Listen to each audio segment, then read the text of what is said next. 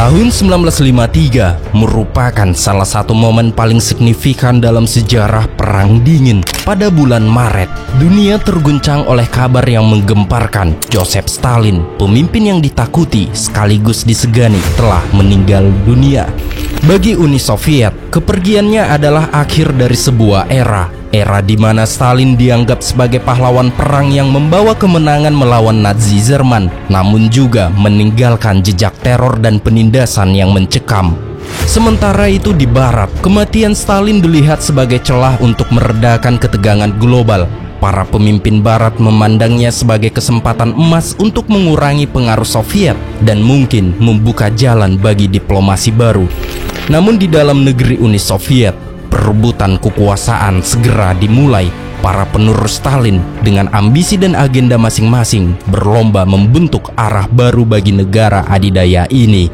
Sementara itu, di Asia, perang berdarah di semenanjung Korea mencapai titik kritis.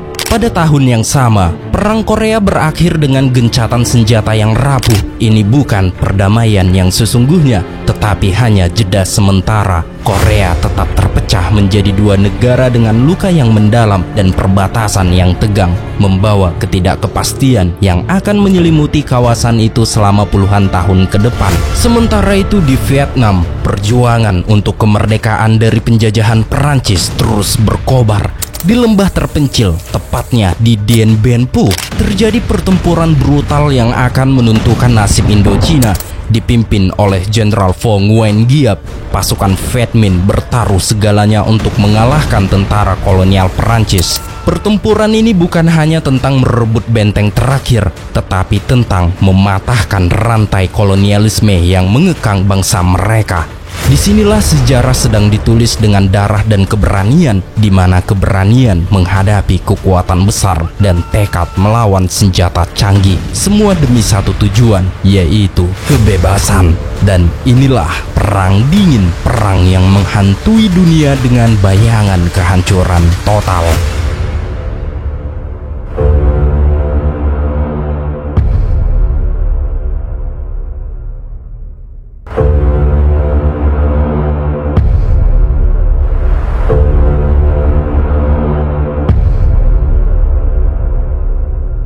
Tahun 1952, Perancis sedang merayakan Natal dengan penuh sukacita. Di antara gemerlap lampu dan keceriaan pesta, mereka bahagia. Namun yang tidak mereka ketahui adalah bahwa Timur dan Barat sedang bersiap untuk berhadapan dalam perang ideologi yang tak kenal ampun. Pada saat itu, Amerika berusaha melindungi sebagian Eropa dan sisa Eropa lainnya didominasi oleh Uni Soviet atau USSR dan kebangkitan Cina pada tahun 1949. Sementara itu di Asia, Korea dan Indochina masih tetap berperang untuk penaklukan komunis. Penaklukan ini diwujudkan oleh satu orang, salah satu raksasa sejarah dan tiran tanpa ampun. Dia adalah Joseph Vissarionovich atau yang lebih dikenal dengan nama Stalin, sang manusia baja. Setelah menggantikan Lenin, Stalin memerintah Uni Soviet selama lebih dari 2 dekade dan pada puncaknya ia menguasai separuh Eropa. Namun di akhir tahun 1952, Stalin mulai menunjukkan tanda-tanda sakit. Kesehatannya semakin memburuk dan paranoid yang menghantuinya kian menguat. Dalam kebimbangannya, ia mencurigai semua orang di sekelilingnya dan melancarkan penangkapan terhadap siapapun yang dianggap sebagai musuh, termasuk dokter-dokter Kremlin yang dituduhnya merencanakan pembunuhan. Bahkan ada isu bahwa Stalin jatuh sakit setelah memakan buah pisang yang belum matang. Dengan kebencian yang membara, ia berpendapat bahwa di antara para dokter terdapat banyak Zionis dan ia percaya bahwa semua Zionis adalah agen dinas rahasia Amerika.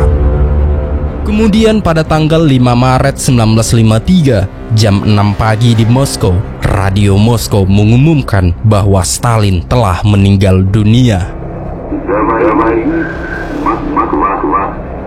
Дорогие товарищи и друзья, Центральный комитет Коммунистической партии Советского Союза, Совет министров СССР, с чувством великой скорби извещают партию и всех трудящихся Советского Союза, что после тяжелой болезни скончался Иосиф Виссарионович Сталин.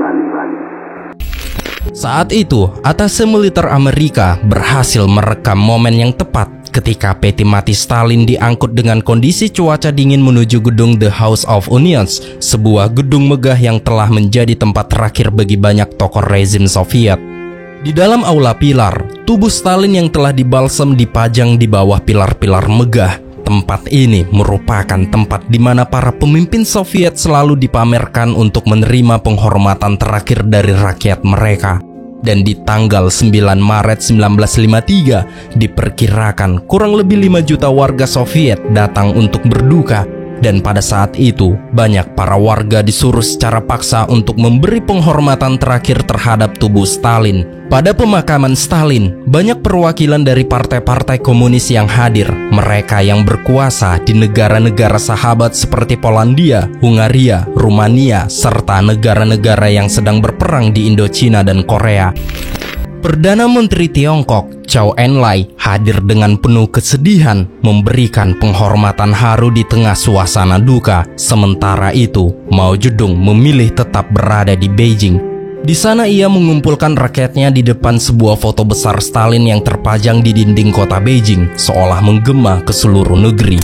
Dalam suasana berkabung, pers dunia melaporkan duka yang menyelimuti dunia komunis. Sementara itu di Moskow, warga mulai berbaris untuk memberi penghormatan kepada Stalin. Banyak di antara mereka terlihat meneteskan air mata, tetapi setelah diteliti lebih jauh, ternyata air mata itu adalah air mata kebahagiaan. Mereka datang bukan hanya untuk berkabung, tetapi untuk memastikan bahwa Stalin benar-benar meninggal.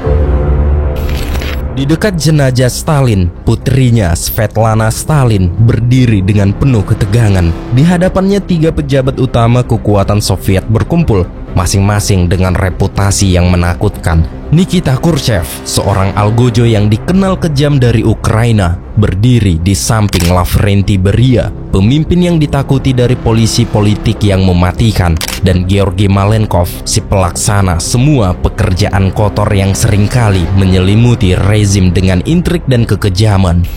Kini Svetlana merasakan ketidakkepastian dan ketakutan yang mendalam. Di antara mereka, tampak jelas bahwa mereka semua memiliki ambisi untuk melanjutkan warisan ayahnya, tetapi juga potensi untuk menghancurkan satu sama lain demi kekuasaan. Dalam momen duka ini, dunia politik Soviet terasa lebih mencekam dan Svetlana menyadari bahwa nasibnya kini berada di tangan para pemburu kekuasaan yang tak kenal ampun. Sementara itu, putra Stalin, Vasily Stalin, yang merupakan seorang jenderal angkatan udara, yakin bahwa Lavrenti Beria telah meracuni ayahnya saat makan malam bersama. Dengan kecurigaan yang mendalam, Vasily merasa terjebak dalam permainan kekuasaan yang berbahaya. Kini baik Vasily maupun adiknya Svetlana sangat mengkhawatirkan nasib mereka. Mereka sadar betul akan kemampuan dan kekejaman orang-orang di sekeliling mereka dan betapa tidak berdayanya mereka dalam menghadapi intrik politik yang dapat mengubah hidup mereka dalam sekejap. Kemudian tibalah saatnya pemakaman. Peti mati berisi tubuh Stalin yang dibalsam diangkut berlahan menuju mausoleum di lapangan merah. Dalam kerumunan yang penuh haru, Svetlana Stalin merasakan aura ketegangan yang menyelimuti suasana. Dia memperhatikan Khrushchev, Beria, dan Malenkov, dan Svetlana merasakan bahwa mereka tengah berada dalam kegembiraan yang tersembunyi. Svetlana bisa merasakan bahwa kekuasaan kini semakin mendekat bagi mereka. Setiap tatapan mereka seolah mengisyaratkan bahwa persaingan untuk mengisi kekosongan yang ditinggalkan oleh ayahnya telah dimulai. Ambisi mereka tampak jelas. Mereka tidak hanya hadir untuk memberi penghormatan, tetapi juga untuk meraih posisi strategis dalam pemerintahan baru. Maka dari itu, pertarungan antara Timur dan Barat sangat mempengaruhi oleh perebutan kekuasaan yang terjadi di balik layar ini. Kemudian Beria memaksakan dirinya sebagai kandidat pilihan untuk menggantikan Stalin. Ia mengandalkan keahliannya dalam teror Stalinis yang telah membentuk karirnya selama ini.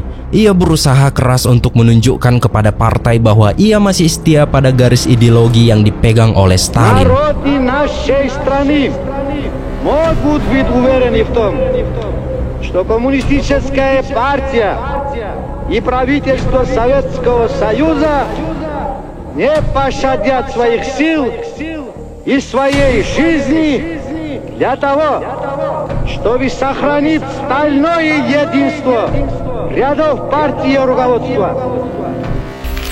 Kemudian, hanya dalam beberapa hari, Beria mengejutkan banyak orang dengan langkah yang tak terduga. Ia membebaskan setengah dari mereka yang telah dideportasi ke Gulag dan melarang praktik penyiksaan. Beria percaya bahwa jika rezim komunis ingin bertahan, mereka harus segera bergerak menuju kebijakan yang lebih liberal. Oleh karena itu, ia mendorong pengurangan pengeluaran militer dan memprioritaskan kebutuhan ekonomi, meningkatkan standar hidup rakyat, serta meredakan ketegangan di panggung internasional. Namun Khrushchev secara halus menolak kebijakan-kebijakan Beria ini. Maka dari itu, ketidakkesepakatan ini memperburuk ketegangan di antara para pemimpin Soviet dan memperdalam persaingan internal yang sudah mulai memanas dan menciptakan ketidakstabilan politik yang semakin nyata di balik layar kekuasaan. Atas kematian Stalin membawa harapan liar di negara-negara yang diduduki oleh pasukan Soviet, terutama di Berlin Timur.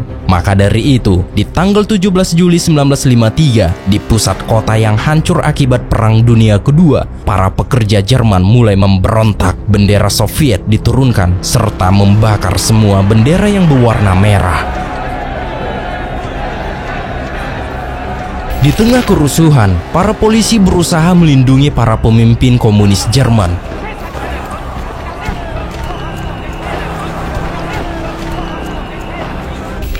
Kerusuhan yang semakin tidak terkendali membuat para pemimpin komunis Jerman Timur putus asa. Mereka meminta bantuan tank-tank Soviet untuk menyelamatkan rezim mereka. Tak lama kemudian, suara tembakan mulai terdengar, menambah ketegangan dan membuat suasana semakin mencekam.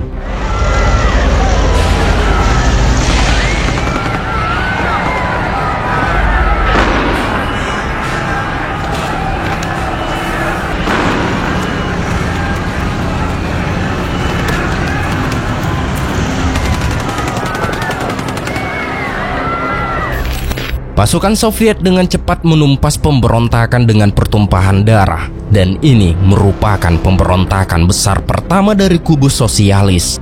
Akibat dari pemberontakan ini, di Moskow, Beria dipaksa bertanggung jawab atas kebijakan-kebijakan yang dianggap mempercepat kehancuran komunisme dan memberi keuntungan bagi Barat. Dan pada tanggal 26 Juni 1953, Beria muncul untuk terakhir kalinya dalam sebuah rekaman video. Ia terlihat berjabat tangan dengan sekelompok pria berpakaian rapi yang tampak seperti mafia. Tanpa sepengetahuannya, mereka adalah agen-agen yang ditugaskan untuk menangkapnya. Tidak lama setelah pertemuan itu, Beria dieksekusi, mengakhiri karirnya yang penuh kontroversi di bawah pemerintahan Soviet. Atas kematian Beria, Khrushchev mulai mengambil alih kekuasaan. Ia berhasil menggeser Malenkov yang sebelumnya dianggap sebagai penerus utama. Keberhasilan Khrushchev ini menandai awal dari kepimimpinannya di Uni Soviet yang nantinya akan membawa perubahan besar dalam arah politik dan kebijakan negara tersebut. Sementara itu, di Amerika Serikat, pemilihan presiden baru sedang berlangsung. Pengganti Presiden Truman adalah Jenderal Dwight D. Eisenhower, dan tugas utama Eisenhower kini adalah mengakhiri perang di Korea yang sudah berlangsung bertahun-tahun. Sejak tahun 1950, Amerika Serikat bersama 15 negara lainnya telah terlibat dalam pertempuran sengit melawan invasi komunis Korea dan Cina yang dipersenjatai oleh Soviet. Pertempuran brutal yang terus terjadi, akhirnya pasukan PBB mendorong Korea Utara kembali ke garis paralel ke-38, dan pada akhirnya pasukan PBB dan Korea Utara mulai mendiskusikan tentang gencatan senjata di desa Panmunjom. Maka dari itu, pada tanggal 27 Juli 1953, gencatan senjata akhirnya ditandatangani dalam suasana yang penuh ketegangan. Para delegasi duduk dalam keheningan total, tidak saling berbicara, tidak saling memandang, dan pergi tanpa berjabat tangan. Setelah itu, 3 salinan gencatan senjata tersebut dibawa ke markas besar pemimpin Korea Utara. Pemimpin Korea Utara, Kim Il-sung, dengan seragam marsekalnya, ia menandatangani 3 salinan perjanjian tersebut, dan ia sangat berterima kasih kepada Jenderal Peng Dehuai yang berhasil menyelamatkan negaranya dari ambang kekalahan dari tangan Amerika. Perang Korea selama 3 tahun telah membawa kehancuran besar. Hampir 3 juta nyawa melayang, baik dari kalangan militer maupun warga sipil. Korea kini hanya menyisakan reruntuhan bangunan yang porak-poranda. Di tengah kehancuran ini, ribuan anak-anak kini menjadi yatim piatu, hidup dalam bayang-bayang perang yang merampas masa kecil mereka. Perang telah menghapus keceriaan dan menggantinya dengan kesedihan mendalam, meninggalkan luka yang tidak hanya membekas di hati, tetapi juga dalam ingatan sejarah sebagai pengingat kelam atas keganasan konflik yang tak berperi kemanusiaan. Setelah gencatan senjata, barulah Korea secara resmi terpecah menjadi 2 sektor dan mulai melakukan pembatasan di sebuah zona demilitarisasi yang didirikan di sepanjang garis depan konflik. Zona ini membentang sepanjang 150 mil dengan lebar 2,5 mil. Kemudian pasukan PBB mendirikan sebuah tulisan yang bertuliskan Desa Kebebasan. Hal ini dipergunakan untuk bertukar tawanan perang. Beberapa hari setelah gencatan senjata, proses pertukaran tawanan perang dimulai. Diperkirakan dari sekitar 60.000 tahanan Korea Selatan, hanya 8.000 yang selamat. Sementara itu, dari 7.000 tahanan Amerika, hampir setengahnya tewas selama penahanan. Yang lebih mengejutkan, terdapat 23 pasukan Amerika yang menolak untuk pulang karena alasan ideologi. Sementara itu, Kim Il-sung memimpin parade kemenangan untuk merayakan keberhasilan mereka dalam mempertahankan Korea Utara. Parade tersebut diwarnai dengan semangat nasionalisme yang tinggi, disertai dengan foto-foto pemimpin komunis ternama seperti Stalin, Mao Zedong, Ho Chi Minh, dan pemimpin-pemimpin lainnya.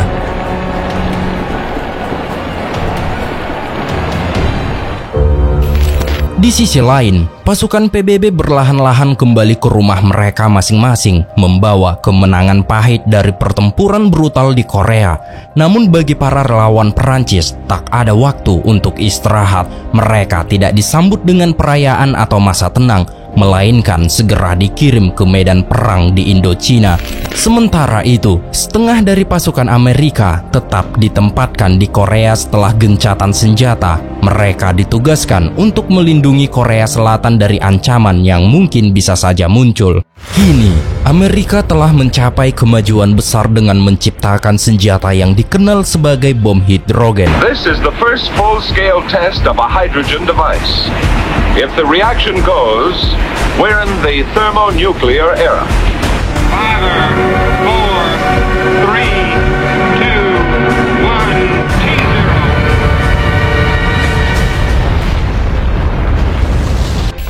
Bom ini memiliki kekuatan ledakannya 500 kali lebih kuat dari bom atom yang digunakan di Hiroshima dan Nagasaki. Dan hasil ledakan bom hidrogen ini membuat Albert Einstein mempertanyakan kelangsungan hidup umat manusia dalam menghadapi senjata yang begitu mematikan. On both sides, the means to mass destruction are perfected with feverish haste behind the respective walls of secrecy. Annihilation of any life on Earth has been brought within the range of technical possibility. Kemudian, pada tanggal 26 April 1954, di Jenewa, sebuah konferensi internasional diselenggarakan dengan tujuan untuk mengakhiri Perang Korea. Namun para peserta konferensi ini memiliki sudut pandang yang sangat berbeda. Molotov, Menteri Luar Negeri Soviet, bersama dengan Zhou Enlai, Perdana Menteri Cina dan Korea Utara, menuntut penyatuan semenanjung Korea sebagai solusi, sementara perwakilan Korea Selatan dan Foster Dulles yang merupakan sekretaris negara Amerika menginginkan pemilihan umum yang bebas sebagai langkah untuk mencapai perdamaian. Sayangnya, konferensi ini tidak menghasilkan kesepakatan bersama. Pertemuan ini pun tak berlangsung lama dan selesai tanpa hasil. Ditambah lagi berita peperangan yang datang dari Indochina semakin mengacau agenda yang telah disusun. Kemudian kita beralih ke Indochina. Pasukan Viet Minh dan pasukan Perancis telah saling berhadapan selama hampir 10 tahun dalam perang gerilya yang tidak pernah berakhir.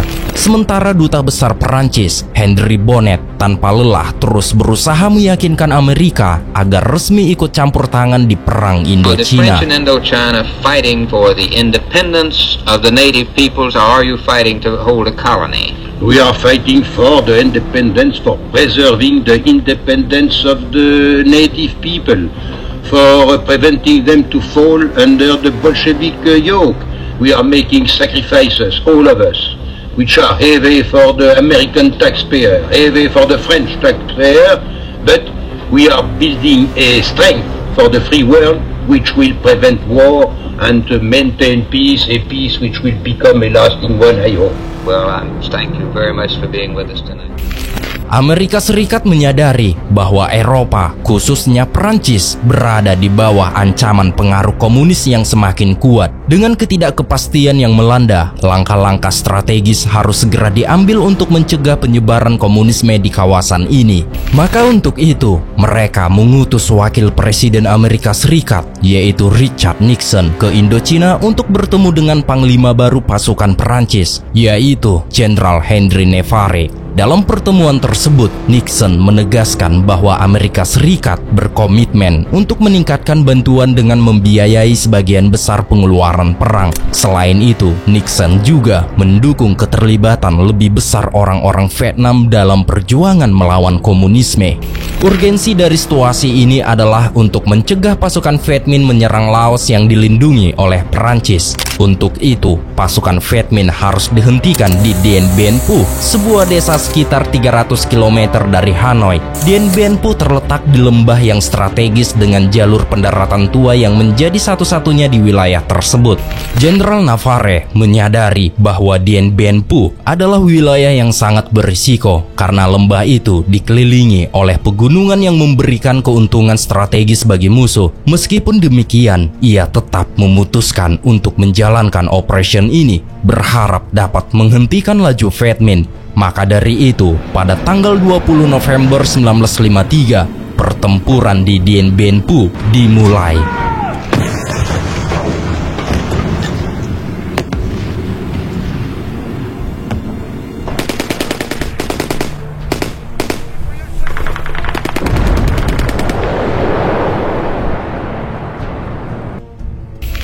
Melihat banyaknya pasukan penerjun payung Prancis yang gugur saat mendarat, Komandan Marshal Bigeard, pemimpin batalion penerjun payung ke-6, segera meminta bantuan udara. Ia menghubungi pangkalan militer di Hanoi untuk mengirim pesawat pengebom jenis B-26 guna menghadapi situasi yang semakin kritis. Sehingga beberapa jam kemudian, pesawat-pesawat B-26 mulai terbang menuju Dien Bien Phu dengan misi membombardir posisi pasukan Viet Minh yang bersembunyi di pegunungan yang terus melancarkan serangan ke arah pasukan Perancis.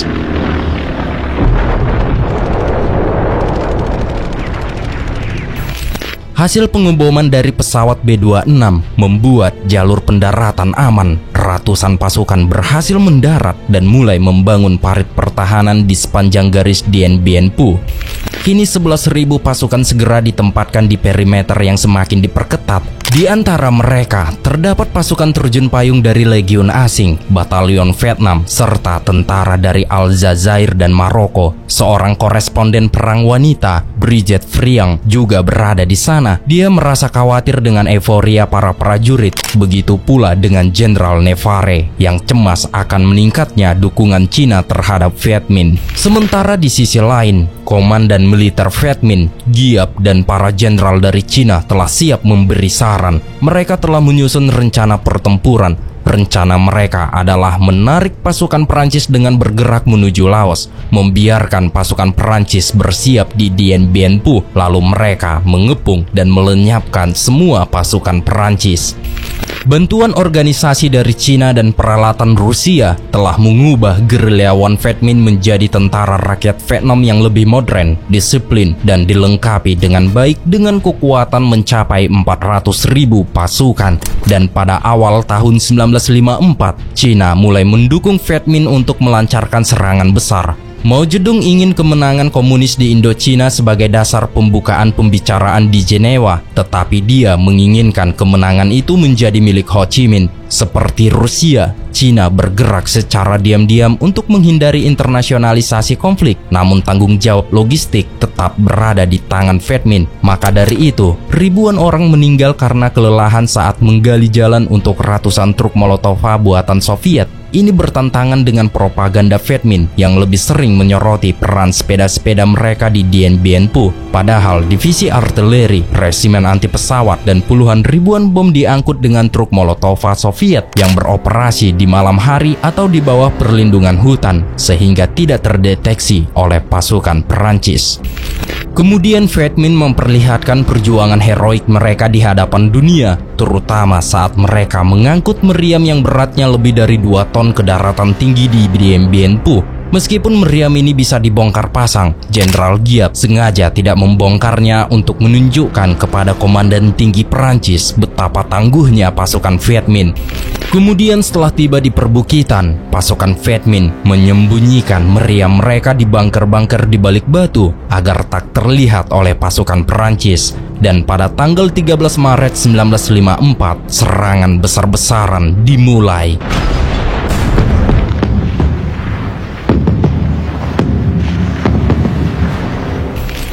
Tembakan artileri Viet Minh yang terus-menerus mulai menghantui pasukan artileri Perancis yang tidak mampu menjangkau posisi Viet Minh di ketinggian.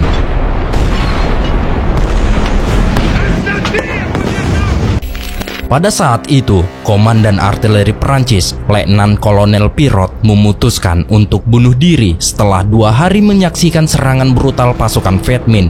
Dan kini pasukan Perancis mulai putus asa. Mereka kemudian meminta bantuan pesawat yang berada di induk Eromos untuk mengebom titik pertahanan pasukan Viet Minh.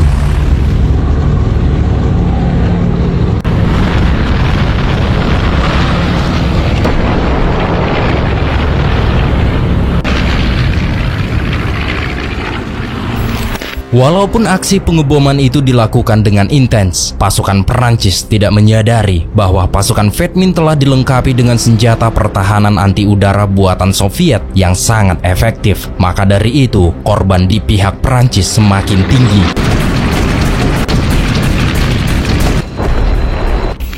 Seorang pilot bernama Daniel Robert terdampar di tengah sarang pasukan Viet Minh. Ia akan mati kelelahan dalam perjalanan panjang yang diterapkan oleh Viet Minh pada tahanannya. Sementara di sisi lain, pasukan Perancis di lubang tempur mereka mulai putus asa dan mulai bertanya-tanya apakah angkatan udara dapat menyelamatkan mereka dari kepungan pasukan Viet Minh. Kemudian siang berganti malam dan pertempuran tak ada redahnya. Justru setiap detik terasa semakin brutal. Dentuman artileri dan desingan peluru terus mengoyak keheningan malam, membawa kengerian bagi semua yang terjebak di tengah pertempuran di Bethridge. Kemudian pada hari Minggu, tanggal 14 Maret 1954, tepatnya pukul 12:30 dini hari, 1 batalion pasukan Perancis yang bertahan di titik Bethridge dihancur leburkan oleh divisi 312 Viet Minh. Serangan artileri Viet Minh tidak berhenti di situ saja. Mereka terus menggempur hingga pagi hari, membuat posisi Perancis semakin terdesak.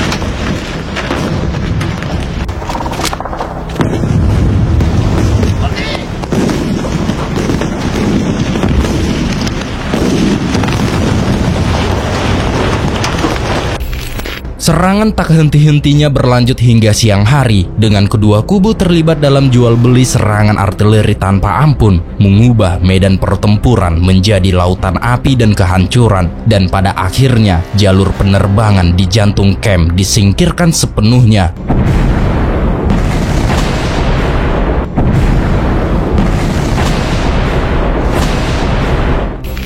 Akibat jalur penerbangan yang telah hancur lebur, membuat pasukan Perancis menjadi cemas karena mereka tak ada tempat untuk mendapat bantuan logistik.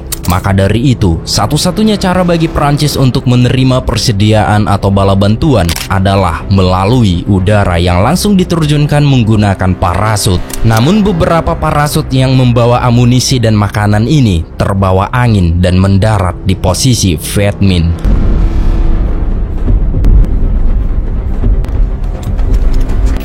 Pesawat angkut yang tidak cukup untuk mengantar logistik ke Dien Bien Phu memaksa pemerintahan Perancis meminta bantuan pesawat dari Amerika. Namun Amerika tak ingin mengambil resiko konfrontasi langsung dengan Cina dan meninggalkan jejak keterlibatan mereka. Maka dari itu, pesawat angkut Amerika ini digunakan dengan mengenakan pita Perancis untuk menyamarkan keterlibatan mereka dalam operation ini. Sementara itu, di medan perang, peperangan masih membara. Titik Gabriel diserang habis-habisan oleh pasukan Viet Minh, memaksa pasukan Bafuan ini bergerak mundur untuk membantu pertahanan Gabriel. Maka seluruh batalion ini pun terus bergerak sembari bertahan dari hujan artileri musuh di sepanjang perjalanan. Bahkan ketika mereka sampai, musuh pun tak berhenti melakukan tembakan artileri. Pertahanan yang terus dipertahankan kini mulai pecah dan Komandan Dostong Point Gabriel ini sudah mengatakan bahwa mereka kalah telak oleh pasukan Viet Minh.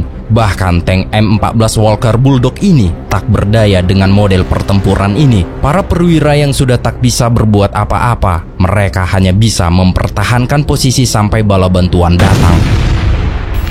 Kemudian, pada tanggal 16 Maret 1954, Hanoi masih lenggang dan santai meski kabar sudah merebak akan kecepatan pasukan Viet Minh yang merangsek dari utara. Bahkan para warga mulai mendengar banyak isu tak enak mengenai para perwira Prancis yang memutuskan untuk bunuh diri satu demi satu karena gagal membendung Viet Minh. Sementara di bandara pasukan Perancis ini masih punya kekuatan dan berniat akan membalas serangan-serangan Viet Minh. Dan sesaat kemudian seluruh pasukan penerjun payung diberangkatkan.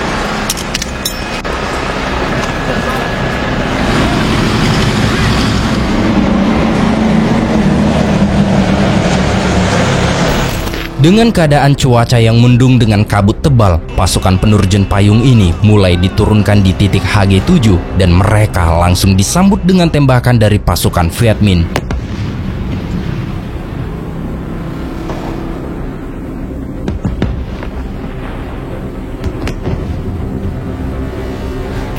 Pada hari yang sama, di tengah gemerlap Hanoi, gedung teater dipenuhi oleh warga Prancis dan para perwira tingginya.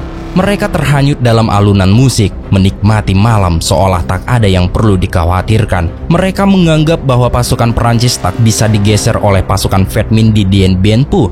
Namun mereka lupa bahwa Viet Minh mendapat bantuan pasokan dari Cina dan Soviet, seperti Perancis yang mendapat pasokan dari Amerika dan sekutunya. Maka dari itu, peperangan di Dien Bien Phu masih jauh dari kata usai.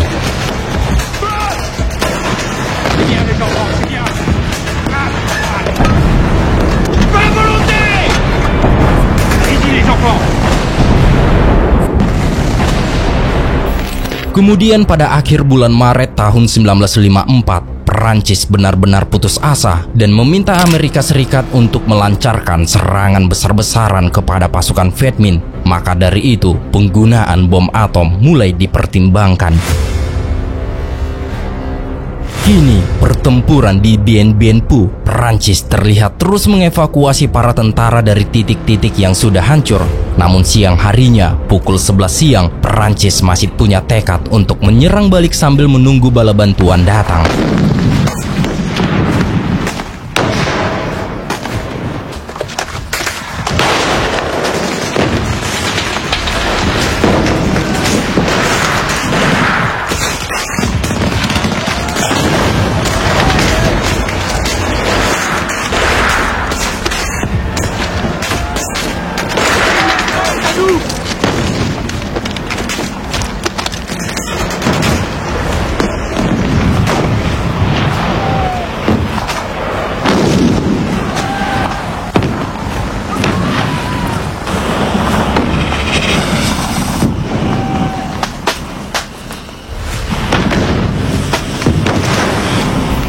Meski setelah 15 jam bertempur hebat, ternyata Perancis tak sanggup mengirim bala bantuan, membuat para penyerbu yang sudah compang-camping ini mundur dengan mengakui kemenangan pasukan Viet Minh di area ini.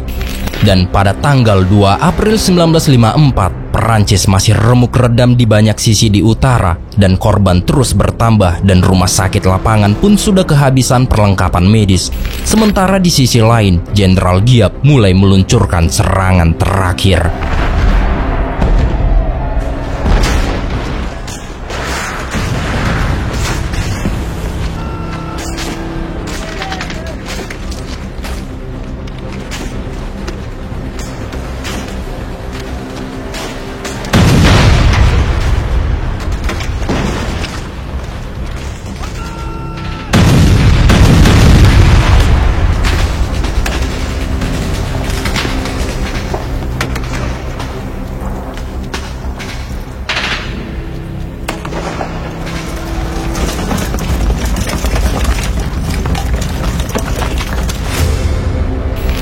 Akhir dari pertempuran di Bien Bien Phu, komando Perancis akhirnya menyerah pada tanggal 7 Mei 1954, dan setelah kekalahan pasukan Perancis di Dien Bien Phu, Jenderal Perancis de Catries diinterogasi dengan sopan oleh penerjemah Viet Minh. Meskipun menjadi tawanan, dia diperlakukan dengan baik dan mulai membaca koran komunis El Humanite. Kekalahan ini adalah kemenangan yang diidamkan oleh Mao Zedong, yang berharap peristiwa ini akan menjadi beban besar bagi Perancis di Konvensi Jenewa. Maka dari itu, pada tanggal 20 Juli 1954 di Jenewa, setelah 4 bulan negosiasi yang berat, akhirnya gencatan senjata ditandatangani antara Viet Minh dan delegasi Perancis. Pham Van Dong, utusan Ho Chi Minh dan salah satu tokoh terkuat Partai Komunis Vietnam, tiba tepat waktu di Jenewa, menyaksikan jatuhnya Dien Bien Phu sebagai kesempatan besar untuk merebut seluruh Indochina. Pasukannya sudah menguasai sebagian besar wilayah tersebut, tetapi dia harus menghadapi kendala dari sekutunya, yaitu Perdana Menteri Cina Zhou Enlai. Zhou Enlai tidak ingin mengambil risiko menghadapi invasi Amerika Serikat, sehingga dia menerima proposal Barat untuk membagi Vietnam menjadi 2 bagian. Komunis Vietnam harus menerima kenyataan bahwa negara mereka akan terbagi di sepanjang garis paralel ke-17, dengan komunis menguasai utara dan rezim non-komunis didirikan di selatan. Rintangan ini diselesaikan dengan janji untuk mengadakan pemilihan umum di masa depan dengan harapan menyatukan kembali Vietnam. Di sisi lain, Molotov, perwakilan Soviet, menekan Pham Van Dong untuk memberikan konsesi kepada Perancis. Soviet ingin mencegah Perancis bergabung dengan proyek pasukan Eropa yang dianggap mengancam Rusia. Namun Perdana Menteri baru Perancis, Pierre Mendès, seorang sosialis sayap kiri yang sejak awal menentang perang di Indochina, dia mengungkapkan bahwa perang di Indochina yang menelan biaya setara 2.500 miliar euro tidak membuat Perancis bangkrut. Itu dikarenakan bantuan Amerika yang terus-menerus mengalir. Sementara itu di tempat lain, popularitas Ho Chi Minh mencapai puncaknya. Di tengah hutan yang sunyi dengan rasa bangga, Ho Chi Minh berbicara kepada tentaranya. Ia mengatakan bahwa berkat dukungan dari Uni Soviet dan Cina, mereka berhasil menaklukkan kekuatan besar Perancis.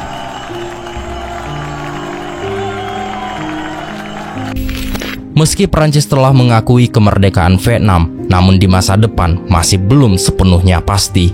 Di hadapan para pejuang yang setia, Ho Chi Minh membagi medali sebagai penghormatan atas pengorbanan mereka. Medali ini bukan sekedar simbol, tetapi wujud penghargaan atas jiwa-jiwa yang telah berjuang demi tanah air mereka. Sejak tahun 1946, sekitar 200.000 pejuang Viet Minh telah gugur, sementara 30.000 prajurit Perancis kehilangan nyawa mereka. Tak hanya itu saja, 150.000 warga sipil turut menjadi korban dalam konflik berdarah ini, dan kini Perang Indochina telah berakhir.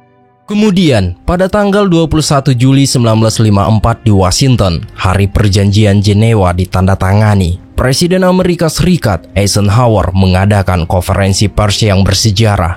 Dalam pidatonya, Eisenhower memperkenalkan apa yang kemudian dikenal sebagai teori domino. Dengan serius, ia berkata, jika Anda mengatur deretan domino dan menjatuhkan yang pertama, yang terakhir pasti akan jatuh dengan cepat. Ini adalah peringatan tegas Eisenhower bahwa dalam konteks perang dingin, tidak ada negara lain yang boleh jatuh ke tangan komunis, karena jika satu negara jatuh, tetangganya akan ikut terseret dalam kehancuran. Teori domino ini kemudian menjadi kredo penting dalam kebijakan Amerika selama perang dingin. Bagi Amerika Serikat, komunisme dianggap sebagai penyakit menular yang harus dicegah agar tidak menyebar ke seluruh wilayah Asia Tenggara.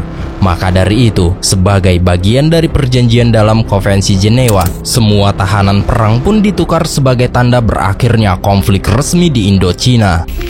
Kemudian pemandangan yang memilukan mulai terlihat. Tawanan perang, baik dari Indochina maupun Prancis yang masih hidup, muncul dalam kondisi yang sangat memprihatinkan. Kebanyakan tawanan Prancis nyaris tak bisa dikenali lagi. Tubuh mereka kurus kering, hanya tinggal tulang berbalut kulit. Wajah-wajah yang dulunya penuh semangat, kini hanya menyisakan bayangan kelam penderitaan. Keadaan mereka adalah cerminan brutalnya perang panjang yang tidak hanya menghancurkan medan pertempuran, tetapi juga melumpuhkan fisik dan mental para prajurit yang terperangkap di dalamnya. Di atas kapal yang membawa mereka kembali ke Prancis, para mantan tahanan Prancis akhirnya bisa merasakan makanan pertama mereka dalam waktu yang terasa seperti seumur hidup. Saat suapan pertama menyentuh bibir mereka, banyak yang tak mampu menahan air mata, bukan hanya karena kelaparan, tetapi karena rasa hidup yang perlahan-lahan kembali setelah bertahun-tahun menjalani siksa dan dibiarkan sekarat dalam kegelapan. Setiap potongan makanan terasa seperti keajaiban kecil, sebuah pengingat yang lembut namun kuat bahwa mereka telah berhasil bertahan dalam mimpi buruk yang seakan tak pernah berakhir. Perjanjian Jenewa memberi Perancis 3 bulan untuk meninggalkan Hanoi. Siapapun dan apapun tentang Perancis harus pergi. Bahkan pasukan yang sudah dikubur pun harus dibawa keluar dari Vietnam Utara. Pasukan Perancis juga memusnahkan bagel mereka. Mereka tak mau meninggalkannya untuk Viet Minh. Kini semua gedung dipenuhi oleh bendera merah dengan bintang emasnya, dan pada tanggal 9 Oktober 1954, pasukan Viet Minh dengan gagah berani mulai memasuki Hanoi. Suasana penuh haru dan kebanggaan menyelimuti kota itu, dan ini merupakan momen yang telah diidamkan oleh Ho Chi Minh yang sekarang dia berumur 64 tahun, dan Ho Chi Minh merupakan salah satu siswa terbaik komputer di Moskow, dan di hari ini dia menjadi pemimpin Vietnam Utara. Namun Ho Chi Minh menganggap bahwa mereka belum sepenuhnya merdeka. Bagi Ho Chi Minh, selama Vietnam masih terbelah menjadi utara dan selatan, rakyatnya belum bisa benar-benar disebut merdeka. Maka dari itu, perang Vietnam akan segera dimulai, dan perang dingin masih jauh dari kata berakhir.